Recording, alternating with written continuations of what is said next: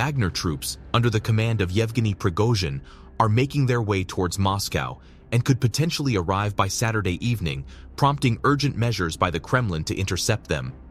The convoy, consisting of trucks, tanks, and infantry fighting vehicles, aims to exploit the element of surprise and reach Moscow before facing opposition from a larger detachment of regular Russian troops.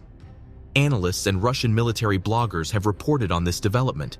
Footage from the convoy reveals their breakthrough of barricades in the Lipetsk region, situated south of Moscow. In response, the Russian government has been hastily fortifying defenses, including the construction of anti-tank barriers on main highways in order to prevent the convoy's advance towards Moscow. Photographs and videos from Moscow depict the establishment of checkpoints at the southern outskirts of the city, guarded by machine gun emplacements fortified with sandbags. Additionally, infantry fighting vehicles can be seen patrolling near government buildings, including the Kremlin and the State Duma. Prigozhin himself was observed with a separate group of troops that successfully seized control of the headquarters of the Southern Military District in Rostov-on-Don on Saturday. These troops are apparently fortifying their positions in the city, setting up mines and checkpoints. Given Wagner's extensive experience in urban combat during the battle for Bakhmut, experts anticipate a potentially chaotic situation in Rostov-on-Don. Igor Girkin, formerly a leader of Russian proxy forces in Ukraine and now a writer on Telegram, suggested that Prigozhin is deploying his most highly trained shock troops for an audacious raid on Moscow. Girkin mentioned that the troops are deliberately bypassing major cities such as Voronezh and Lipetsk, aiming to avoid engaging with local garrisons.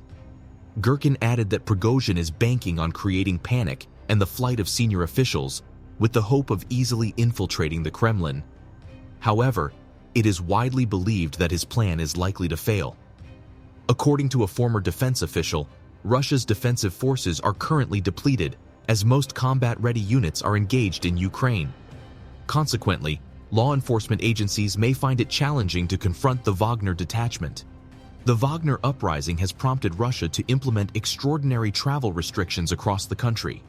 Train services to and from Rostov-on-Don, a city with a population of over 1 million, have been suspended, leading to stranded travelers at stations. Some cities along the M4 highway have been blockaded to prevent the entry of Wagner forces. In Moscow, the government has declared a counter-terrorist operation, resulting in the closure of numerous cultural sites, including museums and parks.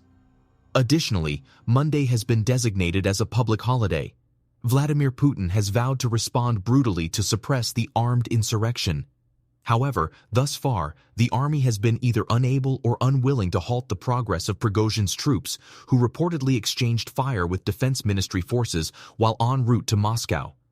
Prigozhin has stated that his march is a quest for justice, seeking to hold military leaders accountable for the deaths of his mercenaries.